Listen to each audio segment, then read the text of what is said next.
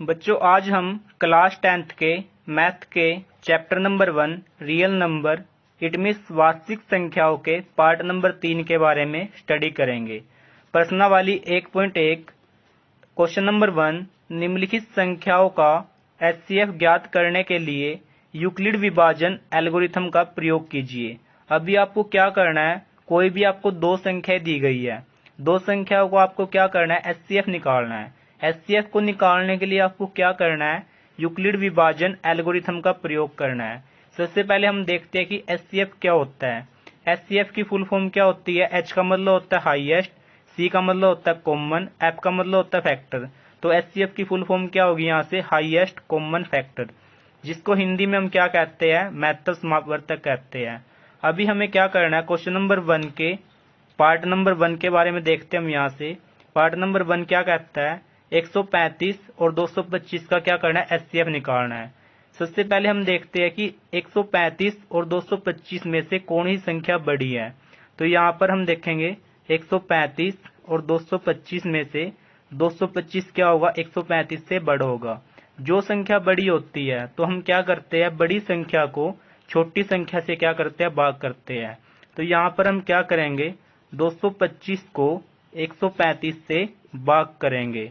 जब हम क्या करते हैं, 225 को 135 से भाग करते हैं तो 135 एकम 135 आएगा।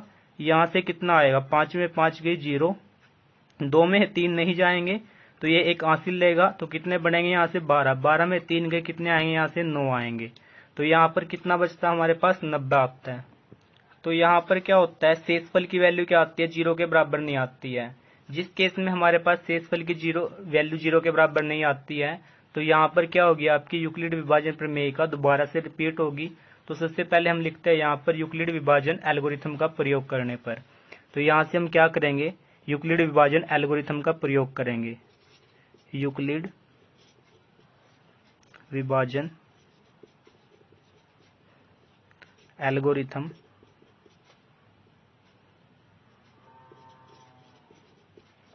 से। तो यूक्लिड विभाजन एल्गोरिथम क्या कहती है, जो कि आपका भाज्य होता है, भाज्य किसके बराबर होता है, भाजक गुणा में भागफल प्लस में क्या आता है, शेषफल। तो यहाँ से भाज्य कितना होगा, 225, भाजक कितना होगा यहाँ से 135, और यहाँ पर भागफल कितना होगा 1, और यहाँ पर शेषफल कितना होगा 90 होगा। तो यहाँ पर कितना आएगा हमारे पास, स्टेप नंबर 1 आती है हमारे पास, 225 किसके बराबर होगा यहाँ पर 135 गुणा 1 प्लस में कितना आएगा यहाँ से 90 आएगा। और यहाँ पर क्या होगा, आर की वैल्यू 0 के बराबर नहीं है। जब तक आपकी क्या होगी, आर की वैल्यू 0 के बराबर नहीं होती तब तक आपकी क्या होगी, यहाँ पर यूक्लिड विभाजन प्रमेय का बार बार रिपीट होती रहेगी। तो यहाँ पर हमारे पास जो शेषफल था 90 था, वो हमारे पास क्या बन जाएगा, यहाँ से भाजक बन जाएगा। जो हमारे पास भाजक 135 था वो क्या बन जाएगा, यहाँ से भाज्य बन जाएगा। तो अब क्या करेंगे हम, 135 को 90 से भाग करेंगे। तो यहाँ पर कितना आएगा, 90 एकम 90 आएगा। तो यहाँ से कितना आएगा हमारे पास, 5 में 0 गई, कितने आएंगे 5 आएंगे, और यहाँ 13 में 9 गए, कितने आएंगे 4 आएंगे। तो यहाँ पर भी क्या होता है, आर की वैल्यू 0 के बराबर नहीं आती है। तो यहाँ भी क्या होगी, आपकी यूक्लिड विभाजन प्रमेय का दोबारा से रिपीट होगी। तो यहाँ पर हमारी सेकंड स्टेप क्या आती है, स्टेप नंबर 2 आती है। यहाँ पर 135 किसके बराबर होगा, 90 गुणा 1 प्लस में कितना आएगा 45 आएगा। तो 135 बराबर कितना होगा, यहाँ से 90 गुणा 1 प्लस में कितना आएगा 45। यहाँ पर भी क्या होगा, आर की वैल्यू 0 के बराबर नहीं है। तो यहाँ पर क्या होगी, यूक्लिड विभाजन प्रमेय का दोबारा से रिपीट होती है। तो यहाँ से क्या होगा, 90 आएगा, 45 दूनी कितने होते हैं 90 होते हैं। तो यहाँ 90 में 90 गई, कितनी आएगी 0। तो यहाँ पर क्या होता है, आर की वैल्यू 0 के बराबर आ जाती है। तो यहाँ पर थर्ड स्टेप क्या होगी आपकी, 90 किसके बराबर आएगा, यहाँ से 45 गुणा 2 प्लस में 0 आएगी। तो यहाँ से हम लिखते हैं 90 बराबर कितना होगा, 45 गुणा में 2 प्लस में कितना आएगा, यहाँ से 0 आएगा। इस केस में क्या होता है, आर की वैल्यू 0 के बराबर आती है। जब आर की वैल्यू 0 के बराबर आती है उस स्टेज पर क्या होगा, आपका जो भी आपका भाजक होगा वही आपका क्या कहलाएगा, यहाँ से एचसीएफ कहलाता है। तो यहाँ पर 135 और 225 का एचसीएफ कितना होगा, 45 होगा। तो हम यहाँ पर इसको कैसे लिखते हैं, तो यहाँ पर शेषफल की वैल्यू इट मीन्स आर की वैल्यू कितनी है, 0 के बराबर है। और यहाँ पर भाजक की वैल्यू कितनी है हमारे पास, यहाँ से 45 है। तो यहाँ पर HCF ऑफ 135 एंड 225 किसके इक्वल होगा, यहाँ पर 45 के इक्वल होगा। जब भी आर की वैल्यू 0 के बराबर आती है उस स्टेज पर क्या होता है, जो हमारे पास भाजक होता है वही आपका क्या होता है, दो संख्याओं का HCF होगा। तो यहाँ पर 135 और 225 का HCF कितना होगा, 45 होगा। तो यहाँ पर हमारे पास क्या आता है, आंसर आता है। नेक्स्ट क्वेश्चन आता है क्वेश्चन नंबर 1 का पार्ट नंबर 2, 196 और 38,220 का HCF ज्ञात कीजिए। और HCF ज्ञात करने के लिए हमें यहाँ पर क्या करना है, यूक्लिड विभाजन एल्गोरिथम का प्रयोग करना है। तो यहाँ से हम देखते हैं 196 और 38,220 में है कौन सी संख्या बड़ी है। तो यहाँ पर क्या होगा, 196 और 38,220 में से 38,220 क्या होगा, 196 से बड़ा होगा। तो यहाँ पर हम क्या करेंगे, 38,220 को 196 से भाग करते हैं। तो यहाँ पर हम क्या करेंगे, 38,220 को 196 से भाग करेंगे। तो यहाँ से कितना आएगा, 196 कम 196 आएगा। और यहाँ पर कितना होगा, 2 में 6 नहीं जाएंगे तो ये एक हासिल लेगा। तो 12 में 6 गए, कितने आएंगे, यहाँ पर 6 आएंगे। यहाँ पर कितना बचता है हमारे पास, 7 बचता है। 7 में 9 नहीं जाएंगे तो ये कितना बनेगा, यहाँ पर 17 बनेगा। 17 में 9 जाएंगे, कितने आएंगे, यहाँ से 8 आएंगे। यहाँ पर कितने बचेंगे, 2 बचेंगे। 2 में से 1 जाएगा, कितना आएगा, यहाँ से 1 आएगा। तो यहाँ पर हम देखते हैं कि 196 क्या होगा, यहाँ पर बड़ा होगा किससे, शेषफल से। तो यहाँ पर क्या होगा, 2 को हम यहाँ से 2 उतारेंगे तो यहाँ से कितना बनेगा, 2। तो यहाँ पर हम क्या करेंगे, 196 को ऐसी संख्या से गुणा करेंगे, या तो आपकी 1862 के बराबर आएगी या इससे छोटी आएगी। तो हम क्या करेंगे, 196 को 9 से गुणा करते हैं। तो 196 में कितने होते हैं, 1764 होते हैं। तो यहाँ पर कितना होगा, 2 में 4 नहीं जाएंगे तो एक हासिल लेगा। तो 12 में 4 के कितने आएंगे, यहाँ पर 8 आएंगे। यहाँ पर कितने बचेंगे, 5 बचेंगे। तो 5 में 6 नहीं जाएंगे तो एक हासिल लेगा। 15 में 6 के कितने आएंगे, यहाँ से 9 आएंगे। यहाँ कितने बचेंगे, 7। तो 7 में 7 गई 0 और 1 में से 1 गई 0। ऊपर से अब हम क्या उतारते हैं, यहाँ से 0 उतारेंगे। तो यहाँ पर कितना बनेगा, 980। तो 196 पंजे कितने होते हैं, 980 होते हैं। तो यहाँ से कितना आएगा हमारे पास, शेषफल की वैल्यू 0 आ जाती है। यहाँ पर हम देखते हैं कि पहली स्टेज पर ही शेषफल की वैल्यू 0 के बराबर आ जाती है। इट मीन्स आर की वैल्यू किसके बराबर आ जाती है, 0 के बराबर आ जाती है। इसलिए यहाँ पर क्या होगा, जो भी आपका क्या होगा भाजक होता है वही क्या होगा, यहाँ पर HCF होगा। तो यहाँ पर 196 और 38,220 का HCF कितना होगा, 196 होगा। तो यहाँ पर हमारे पास क्या होता है, अब हम क्या करेंगे, यूक्लिड विभाजन एल्गोरिथम का प्रयोग करते हैं। तो यहाँ पर हम क्या करेंगे, यूक्लिड विभाजन एल्गोरिथम का प्रयोग करने पर, तो यहाँ से क्या होता है, भाज्य किसके बराबर होता है, भाज्य गुणा भागफल प्लस में शेषफल। तो यहाँ से कितना आएगा, 38,220 बराबर 196 गुणा में 195 प्लस शेषफल की वैल्यू कितनी है, यहाँ पर 0 के बराबर है। प्लस कितना आएगा, 0। यहाँ पर क्या होता है, आर की वैल्यू 0 के बराबर आती है।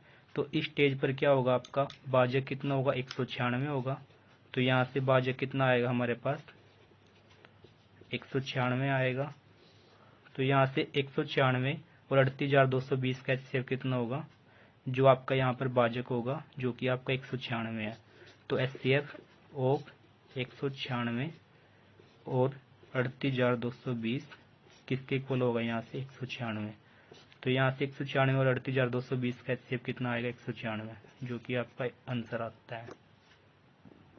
नेक्स्ट क्वेश्चन आता है क्वेश्चन नंबर 1 का पार्ट नंबर 3, 867 और 255 का क्या करना, आपको HCF निकालना है। HCF निकालने के लिए क्या करना है, यूक्लिड विभाजन एल्गोरिथम का प्रयोग करना है। तो हम यहाँ पर सबसे पहले देखते हैं कि 867 और 255 में से कौन सी संख्या बड़ी होगी। तो यहाँ पर क्या होगा, 867 क्या होगा, 255 से क्या होगा, बड़ा होगा।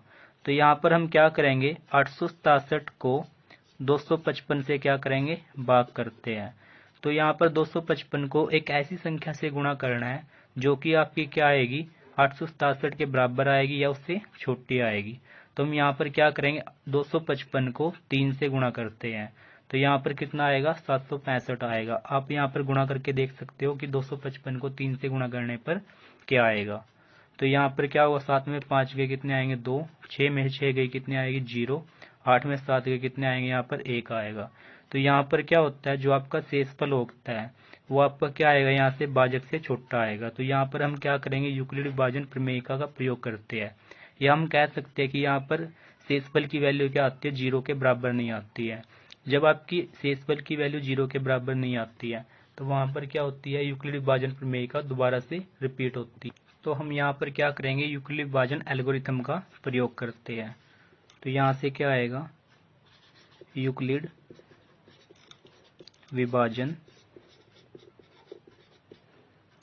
एल्गोरिथम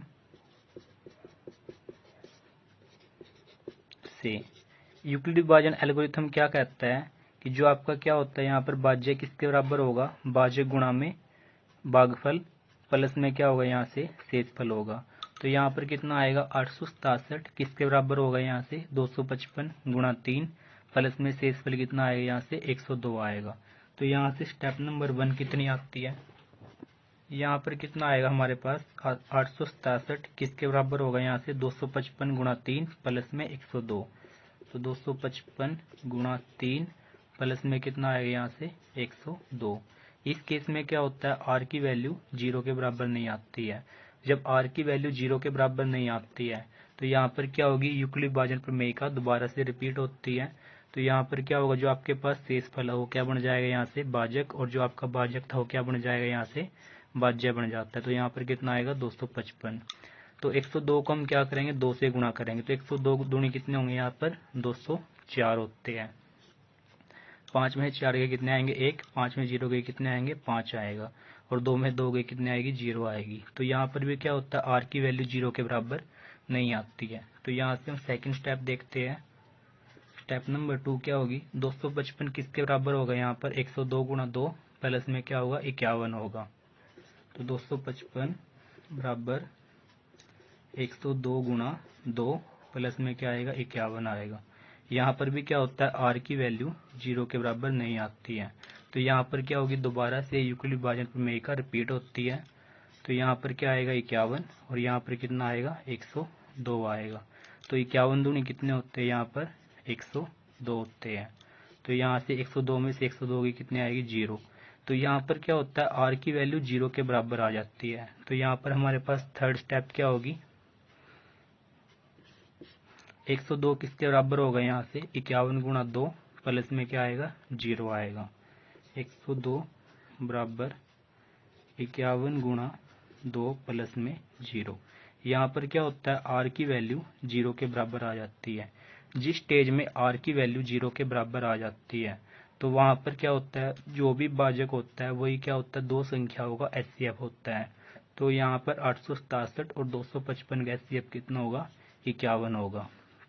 तो यहाँ से क्या आएगा हमारे पास, एचसीएफ ऑफ 255 एंड 867 किसके इक्वल होगा, यहाँ पर जो आपका भाजक होगा 51। तो यहाँ से हम कह सकते हैं 255 और 867 का एचसीएफ कितना होगा, यहाँ से हमारे पास 51 होगा। तो 51 क्या आएगा आपका, यहाँ से आंसर आएगा। नेक्स्ट क्वेश्चन आता है क्वेश्चन नंबर 2, दर्शाइए कि कोई भी धनात्मक विषम पूर्णांक 6q+1 या 6q+3 या 6q+5 के रूप का होता है जहां q कोई पूर्णांक है। अभी आपको क्या करना है, कोई भी धनात्मक पूर्णांक लेना है जो कि आपका क्या होगा, यहाँ पर विषम पूर्णांक होगा।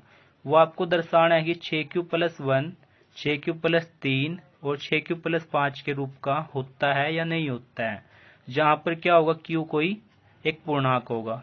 सबसे पहले हम क्या करते हैं, कोई भी एक धनात्मक पूर्णांक मान लेते हैं। तो हम यहाँ से क्या करेंगे,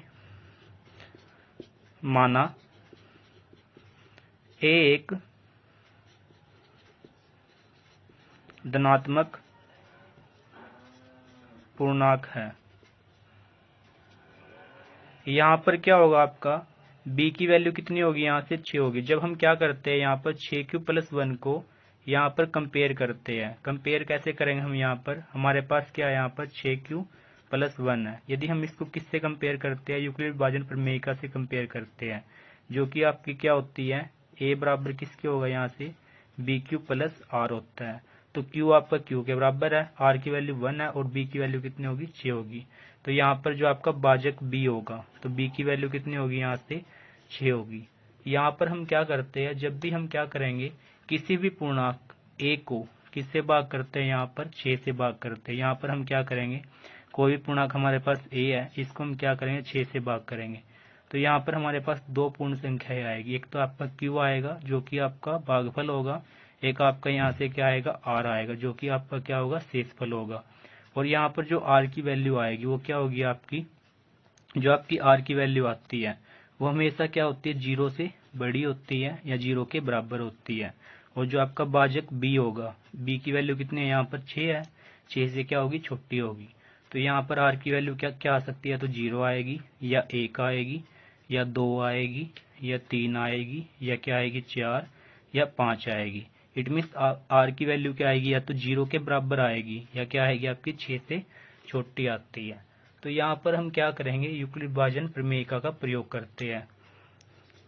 यूक्लिड विभाजन प्रमेयिका से। तो यहाँ पर क्या होता है, यूक्लिड विभाजन प्रमेयिका क्या कहती है, भाज्य किसके बराबर होता है, भाजक गुणा भागफल प्लस शेषफल।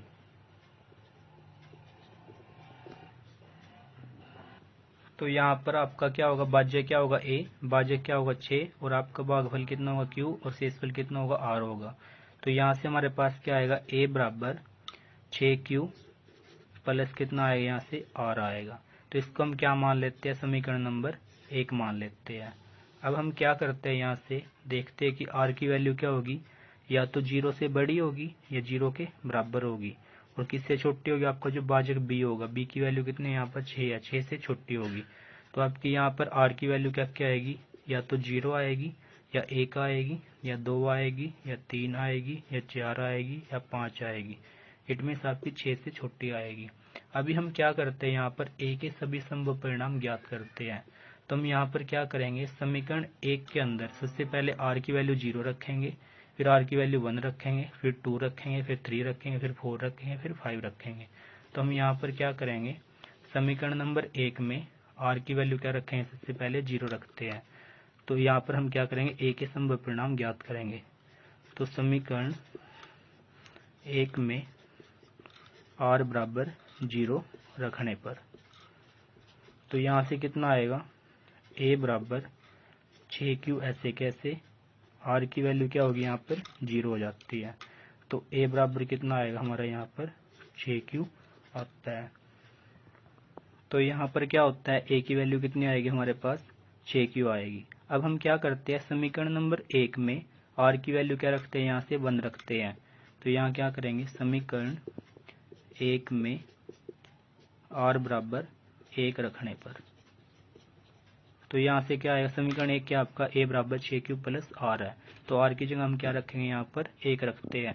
तो यहाँ से कितना आएगा, a बराबर 6q प्लस 1 आएगा। तो यहाँ पर a का मान कितना आएगा, 6q प्लस 1 आएगा। अब हम क्या करेंगे, r का मान कितना रखेंगे, 2 रखते हैं। तो यहाँ से हमारे पास क्या होगा, जब हम क्या करेंगे, r का मान समीकरण नंबर 1 में क्या रखेंगे, 2 रखेंगे। तो यहाँ से क्या होगा, समीकरण 1 में r बराबर 2 रखने पर तो यहाँ से क्या आएगा हमारे पास, a बराबर 6q प्लस 2 आएगा। तो a का मान कितना होगा, यहाँ से 6q प्लस 2 आएगा। अब हम क्या करते हैं, समीकरण 1 में r बराबर 3 रखने पर यहाँ से कितना होगा हमारे पास, a बराबर 6q प्लस 3 आएगा। समीकरण 1 में r बराबर 4 रखने पर a बराबर कितना आएगा, 6q प्लस 4 आएगा। नेक्स्ट हम क्या देखते हैं, समीकरण 1 में r बराबर 5 रखने पर, तो यहाँ से क्या होगा हमारे पास, a बराबर 6q प्लस 5 आएगा। तो यहाँ से हम देखते हैं कि जो आपका a होगा, a जो आपकी संख्या होगी वो आपका किस किस रूप में हो सकता है, a बराबर 6q के रूप का हो सकता है, 6q प्लस 1 के रूप का हो सकता है, 6q प्लस 2 के रूप का हो सकता है, 6q प्लस 3 के रूप का हो सकता है, 6q प्लस 4 के रूप का हो सकता है और 6q प्लस 5 के रूप का हो सकता है। यहाँ पर ये सभी क्या होंगे, आपके a के संभव परिणाम होंगे। यहाँ पर हम देखते हैं कि जो हमारे पास a होगा, a हमारे पास क्या होगा, यहाँ से एक धनात्मक विषम पूर्णांक है जो कि हमने मान रखा है। तो यहाँ पर हम क्या लिखेंगे, क्योंकि a एक धनात्मक विषम पूर्णांक है जो कि हमने a एक धनात्मक पूर्णांक मान रखा है, तो इसलिए यहाँ पर क्या होगा, इसलिए यह 6q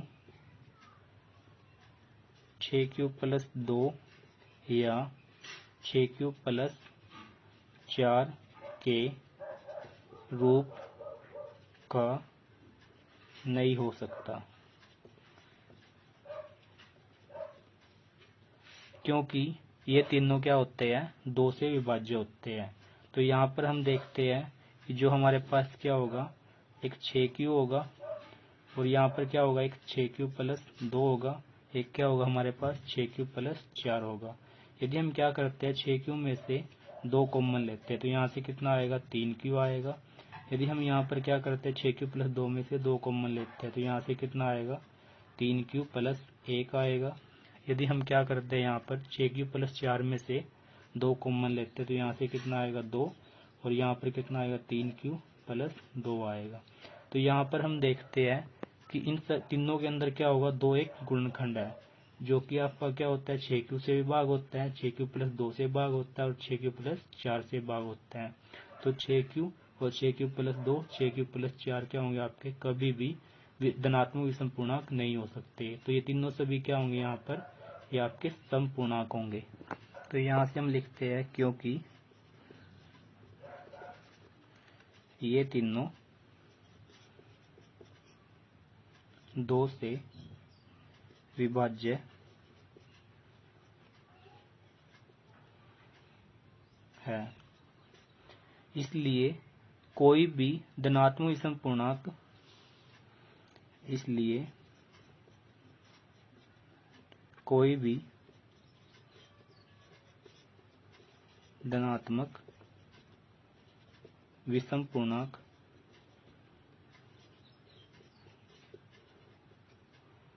छः क्यू प्लस 1, 6q प्लस 3 या 6q प्लस 5 के रूप का होगा।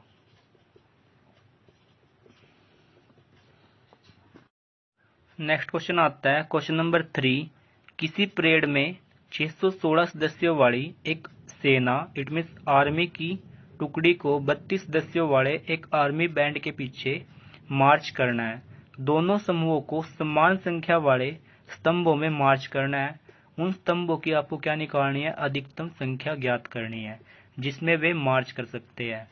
अभी आपको यहाँ पर क्या दी गई है, 2 संख्याएं दी गई है, एक तो 616 दी गई है, एक क्या दी गई है, 32 दी गई है। तो यहाँ पर हम क्या करेंगे, 616 और 32 का क्या निकालेंगे, एचसीएफ ज्ञात करते हैं। तो यहाँ पर हम एचसीएफ ज्ञात क्यों करेंगे, क्योंकि एचसीएफ की फुल फॉर्म क्या होती है, यहाँ से एच का मतलब होता है हाईएस्ट,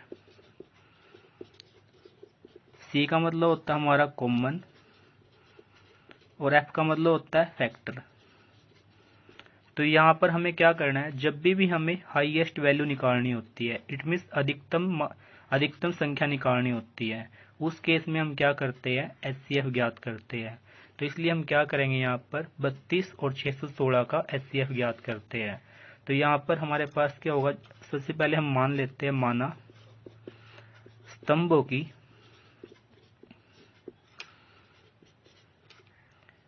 अधिकतम संख्या किसके बराबर मान ली हमने यहाँ से, HCF ऑफ किसको, यहाँ से 32 और 616। तो हम यहाँ पर क्या करेंगे, 32 और 616 क्या निकालते हैं, HCF निकालते हैं। जो भी हमारे पास 32 और 616 का HCF आएगा वही क्या होगी, यहाँ से स्तंभों की अधिकतम संख्या होगी। तो इसलिए हम यहाँ पर क्या करेंगे, सबसे पहले कंपेयर करते हैं 32 और 616 को। 32 और 616 में से 616 क्या होगा, बड़ा होगा, इसलिए 616 को हम क्या करेंगे, 32 से भाग करेंगे। तो यहाँ से क्या आएगा हमारे पास, 32 एकम 32, 11 में से 2 गए कितने आएंगे, यहाँ से 9, यहाँ पर 5 बचेंगे, 5 में 3 गए कितने आएंगे, 2, ऊपर से क्या उतारेंगे हम, यहाँ से 6 उतारते हैं। तो यहाँ पर हम 32 को एक ऐसी संख्या से गुणा करेंगे कि जो कि आपका क्या आएगा, 296 से क्या आएगा, छोटा आएगा या 296 के बराबर आएगा। तो यहाँ से हम क्या करेंगे, 32 में कितने होते हैं, 288, आप गुणा करके देख सकते हो यहाँ से। तो यहाँ से हमारे पास कितना आएगा, 16 में से 8 गए कितना आएगा, यहाँ पर 8 आएगा, यहाँ पर 8 बचेंगे, 8 में से 8 गए कितनी आएगी, 0, और यहाँ पर कितना आएगा, 2 में 2 गई 0 आएगी। तो यहाँ पर हमारे पास क्या आता है, 8 आता है। 8 जो कि आपका शेषफल आएगा, ये वाला क्या होगा आपका 0 के बराबर नहीं है। तो यहाँ पर हमारे पास क्या होगी, यूक्लिड विभाजन प्रमेयिका दोबारा से रिपीट होती है। तो यहाँ पर हम क्या करेंगे, यूक्लिड विभाजन एल्गोरिथम का प्रयोग करते हैं। तो यहाँ पर क्या होगा हमारे पास, यूक्लिड विभाजन एल्गोरिथम का प्रयोग करने पर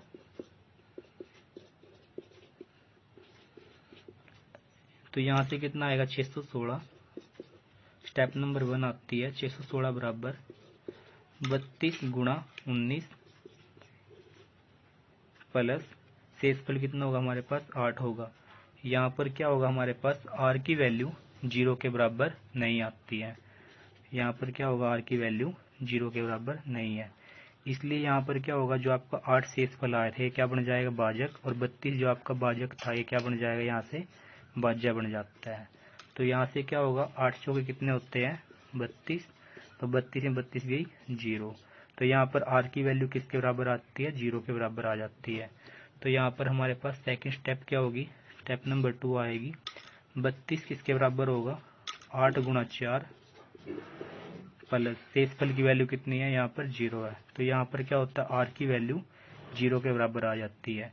जिस स्टेज पर r की वैल्यू 0 के बराबर आ जाती है तो वहाँ पर जो हमारे पास भाजक होता है वही क्या होता है, दो संख्याओं का HCF होता है। तो यहाँ पर 32 और 616 का HCF क्या होगा, यहाँ से 8 होगा। तो यहाँ से हमारे पास क्या आएगा, HCF ऑफ 616 और 32 किसके बराबर होगा, यहाँ से 8 के बराबर होगा। तो यहाँ पर स्तंभों की अधिकतम संख्या कितनी आएगी हमारे पास, स्तंभों की अधिकतम संख्या 8 आएगी। तो 8 क्या होगा, यहाँ से हमारा आंसर होगा। नेक्स्ट क्वेश्चन आता है क्वेश्चन नंबर 4, यूक्लिड विभाजन प्रमेयिका का प्रयोग करके दर्शाइए कि किसी भी धनात्मक पूर्णांक का वर्ग किसी पूर्णांक m के लिए 3m+1 के रूप का होता है या नहीं होता है। अभी आपको क्या करना है, यूक्लिड विभाजन प्रमेयिका का प्रयोग करना है। यूक्लिड विभाजन प्रमेयिका का प्रयोग करके आपको क्या सिद्ध करना है कि जो आपके पास कोई भी धनात्मक पूर्णांक होता है उसका क्या करना है, हमें वर्ग करना है। तो वो आपका क्या होता है, किसी पूर्णांक m के लिए 3m या 3m+1 के रूप का होता है या नहीं होता है। सबसे पहले हम क्या करते हैं, कोई भी एक धनात्मक पूर्णांक मान लेते हैं। तो यहाँ से हम क्या करेंगे, माना a एक धनात्मक पूर्णांक है। यहाँ पर हम क्या करेंगे, b जो कि आपका भाजक होगा उसकी वैल्यू कितनी होगी, यहाँ पर 3 होगी। जब हम क्या करते हैं किसी भी पूर्णांक को, जैसे हमने यहाँ पर क्या मान लिया, कोई भी पूर्णांक a मान लिया, a को हम क्या करेंगे 3 से भाग करते हैं, तो हमारे पास क्या आएगा, भागफल q आएगा, और यहाँ से शेषफल कितना आएगा, हमारे पास r आएगा। जो यहाँ पर r आएगा, r की वैल्यू क्या होगी आपकी, या तो 0 से बड़ी होगी या 0 के बराबर होगी, या यहाँ पर क्या होगी, भाजक b से छोटी होगी। तो यहाँ पर r की वैल्यू क्या क्या आएगी, या तो 0 आएगी, या क्या आएगी 1 आएगी, या क्या आएगी 2 आएगी। इट मीन्स आपकी भाजक b से छोटी होगी। भाजक b कितना आपका यहाँ से 3 है, तो r की वैल्यू क्या आएगी यहाँ से, या तो 0 के बराबर आएगी, या 0 से बड़ी आएगी, या भाजक b इट मीन्स 3 से छोटी आएगी। तो यहाँ पर हम क्या करते हैं, यूक्लिड विभाजन प्रमेयिका का प्रयोग करते हैं। यूक्लिड विभाजन प्रमेयिका का प्रयोग करने पर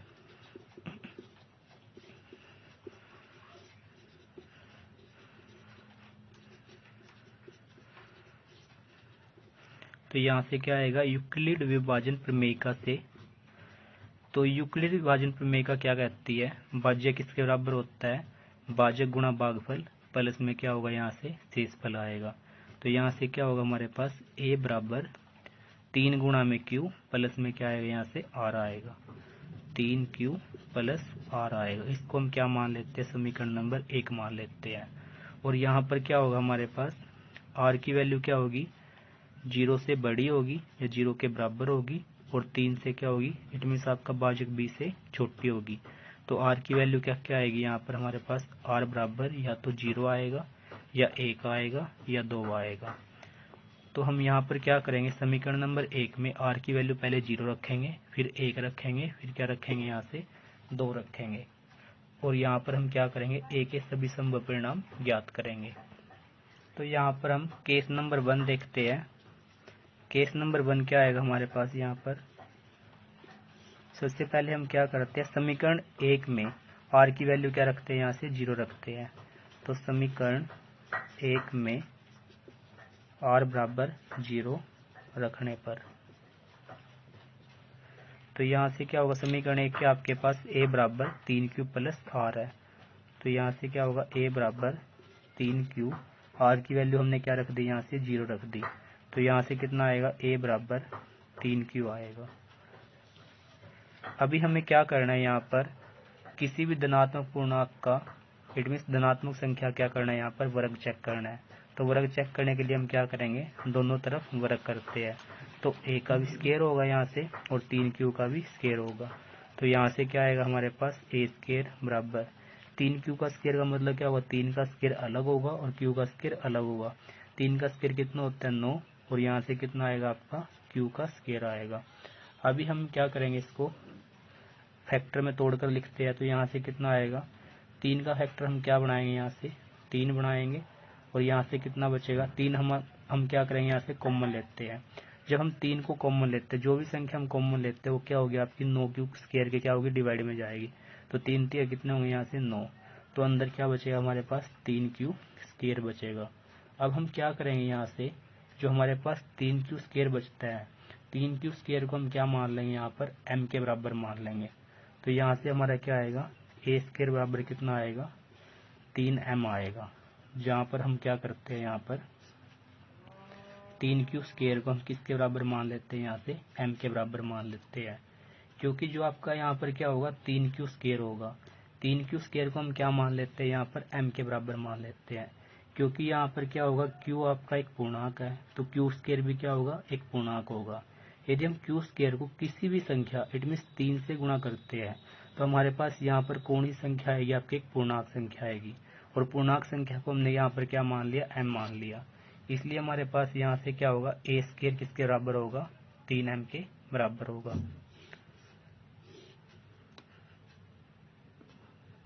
नेक्स्ट हम क्या करेंगे, समीकरण 1 के अंदर क्या करते हैं, अब हम यहाँ पर r की वैल्यू क्या रखते हैं, 1 रखते हैं। जब हम क्या करेंगे, समीकरण नंबर 1 में r की वैल्यू 1 रखते हैं, तो यहाँ से क्या आएगा, समीकरण 1 में r बराबर 1 रखने पर। समीकरण 1 क्या था आपके पास यहाँ से, a बराबर 3q प्लस r। तो यहाँ से कितना आएगा हमारे पास, a बराबर 3q प्लस r की वैल्यू कितनी होगी हमारे पास, यहाँ से 1 होगी। तो यहाँ पर हमें क्या करना है, धनात्मक संख्या का वर्ग चेक करना है। तो हम यहाँ पर क्या करेंगे, दोनों तरफ वर्ग करेंगे। दोनों तरफ वर्ग करने पर क्या होगा, यहाँ से a का भी वर्ग होगा और यहाँ से क्या होगा, 3q प्लस 1 का भी वर्ग होगा। तो यहाँ से हमारे पास क्या होगा, 3q प्लस a आपको किसकी फॉर्म में लगता है, यहाँ से आपका a प्लस b की फॉर्म में लगता है। तो a प्लस b का स्क्वायर क्या होता है, a का स्क्वायर प्लस b का स्क्वायर प्लस 2ab होता है। तो यहाँ से क्या आएगा, a का स्क्वायर किसके बराबर होगा, a क्या होगा यहाँ से 3q होगा और b क्या होगा यहाँ से 1 होगा। तो यहाँ से क्या आएगा हमारे पास, 3q का स्क्वायर इट मीन्स a का स्क्वायर प्लस b की वैल्यू कितनी है, 1 है। तो यहाँ से क्या आएगा, 1 का स्क्वायर प्लस यहाँ से क्या आएगा, फॉर्मूले के अकॉर्डिंग 2, a की वैल्यू कितनी है आपकी 3q है। तो 3q होगा यहाँ से और मल्टीप्लाई में क्या आएगा, यहाँ से b की वैल्यू 1 होगी। तो यहाँ से क्या होगा, a स्क्वायर किसके बराबर होगा, 3 का भी स्क्वायर होगा और q का भी स्क्वायर होगा। 3 3 9 और यहाँ से q स्क्वायर प्लस 1 का स्क्वायर कितना होगा, 1 होगा प्लस 2 3 कितने होंगे 6 और 6 कम कितने होते हैं, 6 होते हैं। तो यहाँ से क्या आएगा, 6q आएगा। तो यहाँ से क्या आता है, a का स्क्वायर बराबर, तो हम इसको क्या करते हैं, अरेंज करके लिखते हैं। तो यहाँ से क्या आएगा, 9q का स्क्वायर प्लस 6q को हम पहले लिख लेते हैं और 1 को बाद में लिखेंगे। तो यहाँ से हम क्या करेंगे, जो आपका a स्क्वायर होगा ऐसे कैसे, 9q स्क्वायर और 6q में से हम क्या करते हैं, यहाँ पर कॉमन लेते हैं। तो हमें यहाँ पर क्या करना है, 9q square plus 6q plus 1 को 3m प्लस 1 के रूप का बनाना है। तो हम यहाँ पर क्या करेंगे, 9q स्क्वायर और 6q में से हम कॉमन लेते हैं। तो हमने यहाँ पर कॉमन क्या लिया, 3 लिया। जब हम क्या करते हैं, इन दोनों में से 3 को कॉमन लेते हैं। तो यहाँ पर हमारे पास क्या होगा, 9q स्क्वायर और प्लस में कितना है, 6q है। जो संख्या हम कॉमन लेते हैं वो आपकी दोनों के डिवाइड में जाएगी, इसके डिवाइड में भी जाएगी और यहाँ से 6q के डिवाइड में भी जाएगी। तो यहाँ से क्या आएगा, 3 3 कितने होते हैं 9। तो यहाँ से कितना आएगा हमारे पास, 3q स्क्वायर बचेगा और यहाँ से प्लस ऐसे कैसे, 3 दूनी 6 होगा। तो यहाँ से क्या बचेगा, 2q बचेगा और प्लस में यहाँ से कितना आएगा हमारे पास, 1 आएगा। ये आपको क्या करना है, रफ में करना है। तो यहाँ से हमारे पास क्या होगा, a स्क्वायर किसके बराबर होगा, 3 और यहाँ पर हम क्या करेंगे, 3q स्क्वायर प्लस 2q को हम किसके रूप का मान लेंगे, यहाँ से m के रूप का मान लेंगे। तो यहाँ पर हम क्या करते हैं, 3q स्क्वायर प्लस 2q, इसको हम किसके बराबर मान लेते हैं, m के बराबर मान लेते हैं। m क्या होगा, यहाँ पर एक पूर्णांक होगा। तो यहाँ से इस पूरे की जगह हम क्या लिखते हैं, यहाँ से m मान लेते हैं प्लस क्या आएगा, यहाँ से 1 आएगा। जब आपका क्या होगा, यहाँ पर हमने क्या किया, 3q स्क्वायर प्लस 2q को हमने क्या मान लिया, यहाँ पर एक m मान लिया। m क्या होगा, यहाँ पर एक पूर्णांक होगा जो कि आपका 3q स्क्वायर और 2q होगा, यहाँ पर एक क्या होंगे, पूर्णांक होंगे। तो इसलिए आपका m भी क्या होगा, एक पूर्णांक होगा। तो a स्क्वायर किसके बराबर आएगा, यहाँ से 3m प्लस 1 के रूप का आएगा। नेक्स्ट हम देखते हैं यहाँ पर केस नंबर 3। केस नंबर 3 के अंदर हम क्या करेंगे, r की वैल्यू क्या रखेंगे, हम यहाँ से 2 रखते हैं। तो यहाँ पर हम क्या करेंगे, समीकरण 1 में r बराबर 2 रखने पर,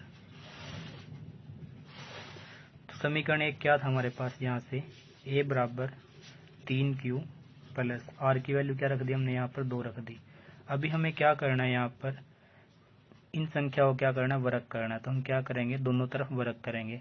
तो यहाँ से क्या होगा, a का वर्ग और यहाँ से क्या होगा, 3q प्लस 2 का वर्ग। तो यहाँ से क्या होगा, a प्लस b का स्क्वायर लगाते हैं। तो a प्लस b का स्क्वायर क्या होता है हमारा, a स्क्वायर ऐसे कैसे आएगा। तो यहाँ से क्या होगा, a का स्क्वायर, a की वैल्यू कितनी है हमारी, 3q है तो 3q का स्क्वायर प्लस b की वैल्यू कितनी है, 2 है तो 2 का स्क्वायर प्लस 2, a की वैल्यू कितनी है यहाँ से 3q और b की वैल्यू कितनी है यहाँ से 2 है। तो यहाँ से क्या बनेगा, 2ab। तो यहाँ से कितना आएगा हमारे पास, a स्क्वायर बराबर 3 का स्क्वायर अलग होगा, q का स्क्वायर अलग होगा, 3 3 9 और यहाँ से q स्क्वायर, 2 दूनी कितना होगा यहाँ से 4 प्लस यहाँ से कितना आएगा, 2 3 6, 6 दूनी 12 और यहाँ से क्या आएगा, साथ में q आएगा। अभी हम क्या करेंगे, यहाँ पर इसको अरेंज करके लिखते हैं।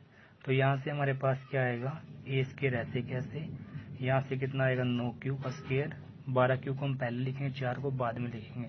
तो यहाँ से कितना आएगा हमारे पास 12q प्लस यहाँ से कितना आएगा 4 आएगा। अब हम क्या करते हैं, यहाँ पर ए स्क्वायर ऐसे कैसे बराबर 9q स्क्वायर प्लस 12q। अब हम क्या करेंगे, 4 को हम किस में तोड़ के लिखेंगे, यहाँ से 3 प्लस 1 में लिखेंगे, क्योंकि हमें क्या करना है 3 कॉमन लेना है। तो यहाँ से क्या आएगा 3 प्लस 1 लिख सकते हैं हम, क्योंकि हमारा 4 किसके बराबर होता है, 3 प्लस 1 किसके बराबर होता है, हमारा 4 के बराबर होता है। तो हम यहाँ पर 4 को क्या लिख सकते हैं, 3 प्लस 1 लिख सकते हैं। तो यहाँ पर कितना आएगा, ए स्क्वायर ऐसे कैसे 9q स्क्वायर 12q और प्लस 3, इसमें से हम क्या करेंगे 3 कॉमन लेंगे। तो यहाँ पर हमने क्या किया 3 कॉमन लिया, जो हमने कॉमन लिया वो क्या होगा 9q स्क्वायर से भी डिवाइड होगा, 12q से भी होगा और 3 से भी होगा। तो यहाँ से कितना आएगा 3 3 9, तो यहाँ से क्या आएगा 3q स्क्वायर प्लस यहाँ से कितना आएगा 3 चौके 12, तो यहाँ से क्या आएगा 4q आएगा प्लस 3 एकम 3 1 आएगा, और यहाँ से क्या बचेगा 1 बचेगा। अब हम क्या करेंगे, यहाँ से जो कि हमारे पास 3q square plus 4q plus 1 है, इसको हम क्या मान लेंगे, यहाँ से m मान लेंगे। m क्या है, यहाँ पर एक पूर्णांक है। तो यहाँ पर क्या आएगा ए स्क्वायर बराबर 3, इस पूरे को हमने क्या मान लिया, यहाँ से m मान लिया। तो यहाँ से क्या आएगा 3m प्लस 1 आएगा। तो यहाँ पर हम क्या करते हैं, जहाँ पर 3q square plus 4q plus 1, इस पूरे को हमने यहाँ पर क्या मान लिया, m के बराबर मान लिया, इसलिए ए स्क्वायर की वैल्यू कितनी आएगी हमारे पास 3m प्लस 1 आएगी। तो यहाँ पर ए स्क्वायर की वैल्यू कितनी आएगी हमारे पास 3m प्लस 1 के रूप की आएगी।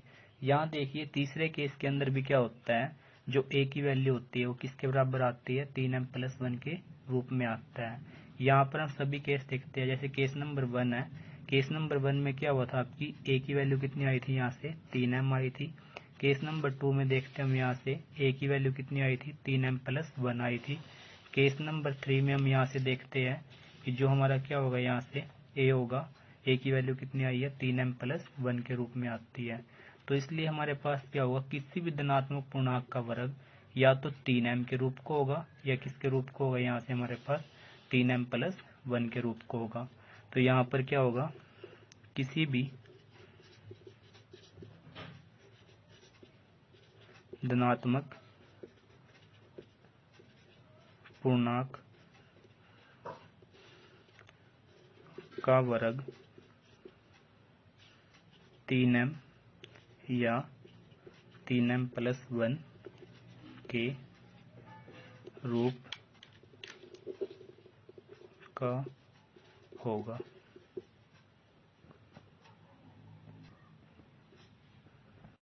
नेक्स्ट क्वेश्चन आता है क्वेश्चन नंबर 5, यूक्लिड विभाजन प्रमेयिका का प्रयोग करके दर्शाइए कि किसी धनात्मक पूर्णांक का घन 9m 9m प्लस 1 या 9m प्लस 8 के रूप का होता है या नहीं होता है।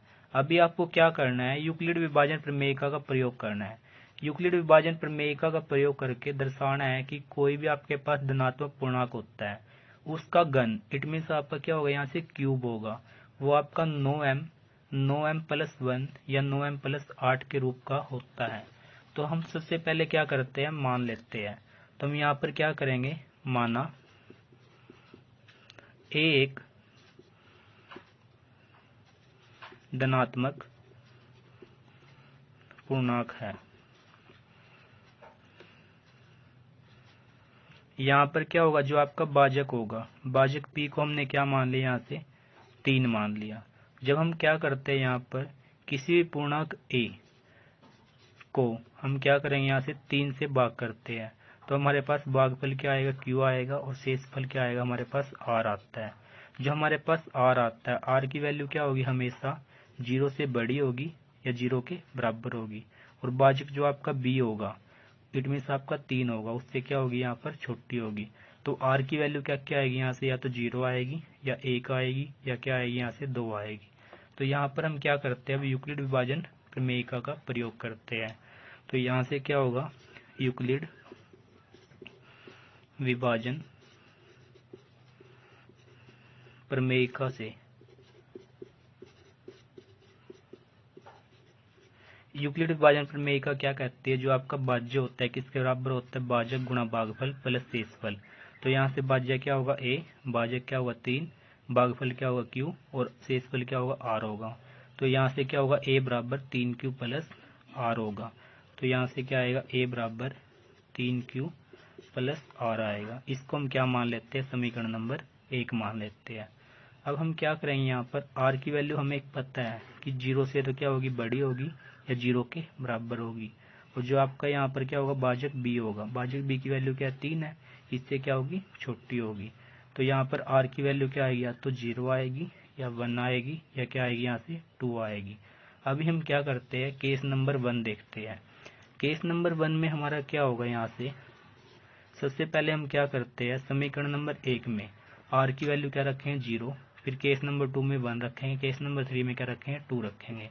तो यहाँ पर हम क्या करेंगे, समीकरण 1 में r बराबर 0 रखने पर,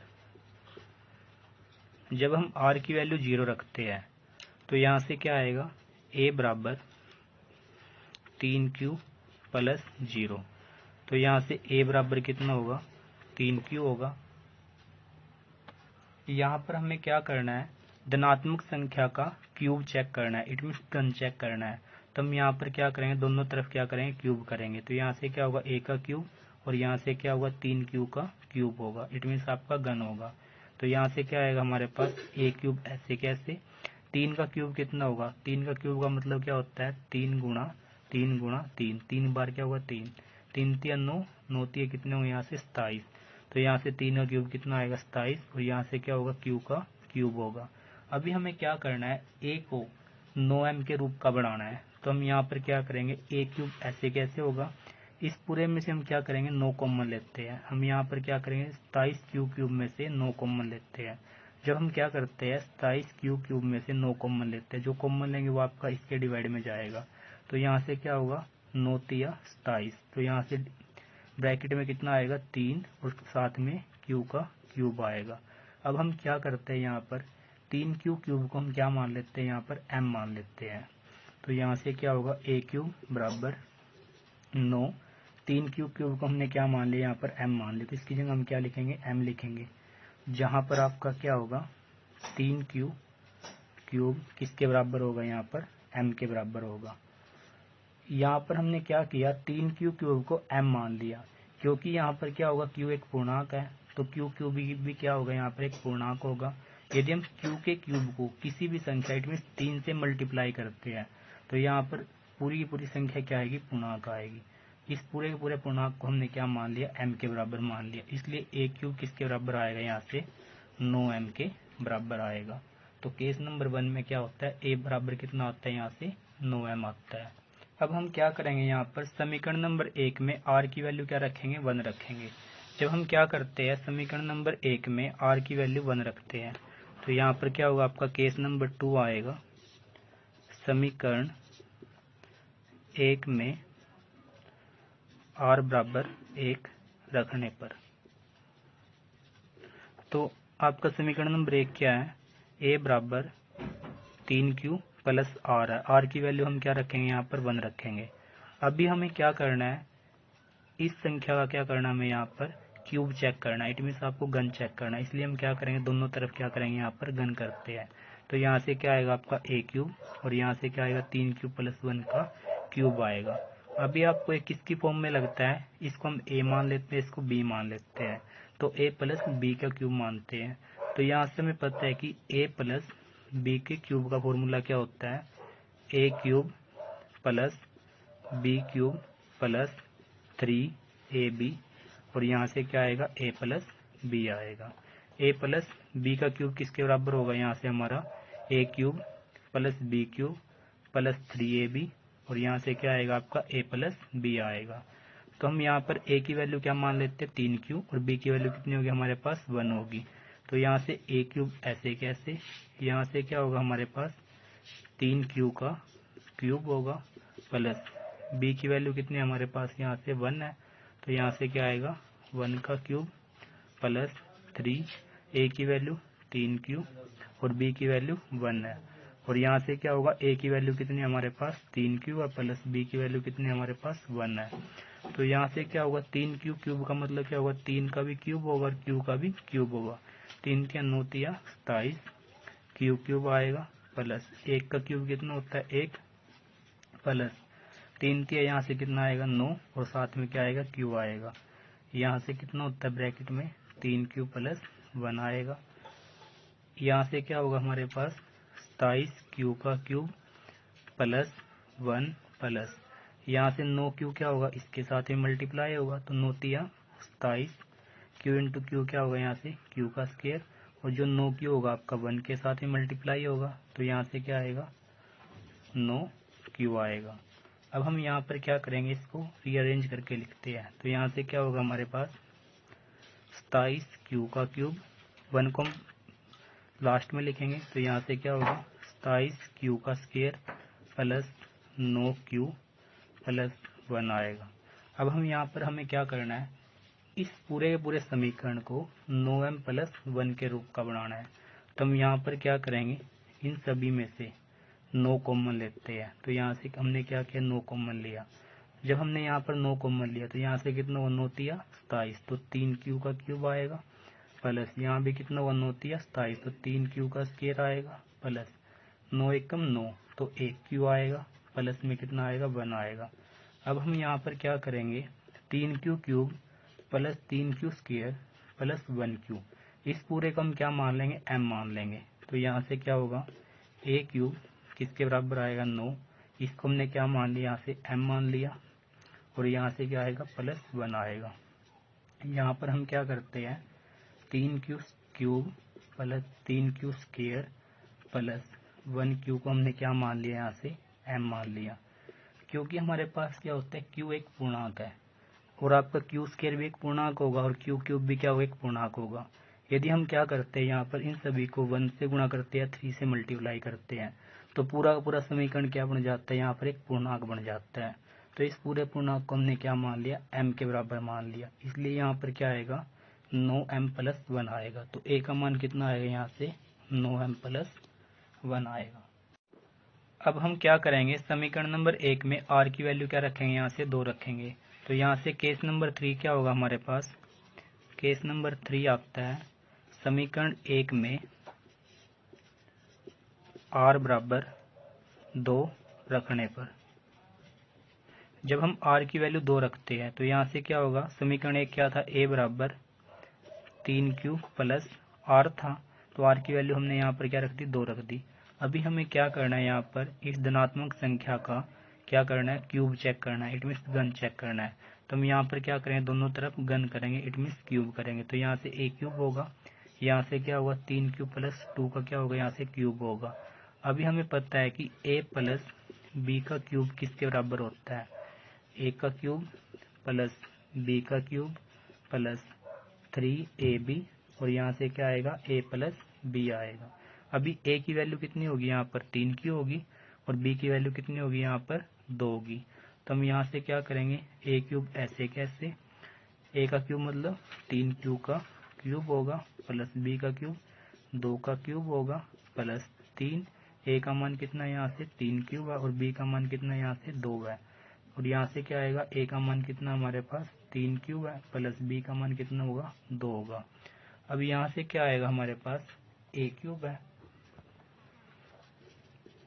यहाँ से कितना आएगा हमारे पास 3q क्यूब का मतलब क्या होगा 3 का भी क्यूब होगा और q का भी क्यूब, 3 तिया 9 तिया कितना होगा यहाँ से 27 q का क्यूब होगा प्लस 2 दूनी 4 दूनी 8 होगा, प्लस यहाँ से कितना आएगा हमारे पास 3 तिया 9 दूनी 18 q आएगा, यहाँ से कितना होगा 3q प्लस 2 आएगा।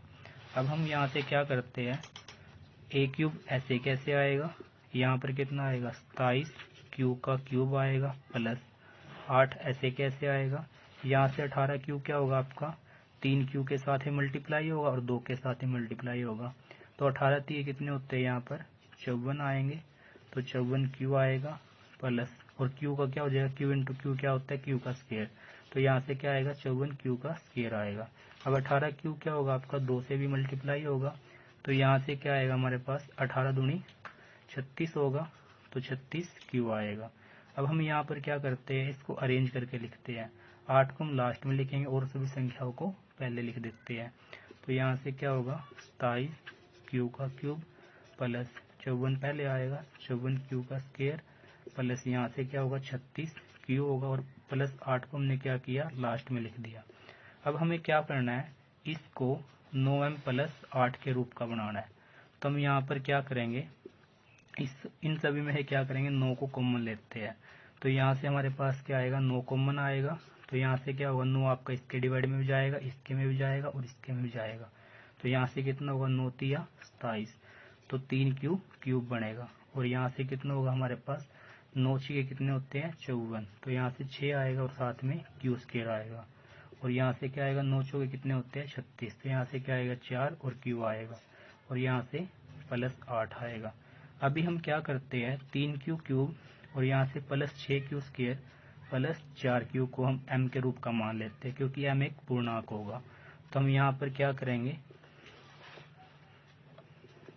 a क्यूब किसके बराबर आएगा, यहाँ से 9 और यहाँ से इसको हमने क्या मान लिया, m मान लिया। तो यहाँ पर m आएगा प्लस 8 आएगा। तो यहाँ पर हम क्या करते हैं, 3 Q cube plus 6 Q square plus 4 Q को हमने क्या मान लिया, यहाँ से m मान लिया।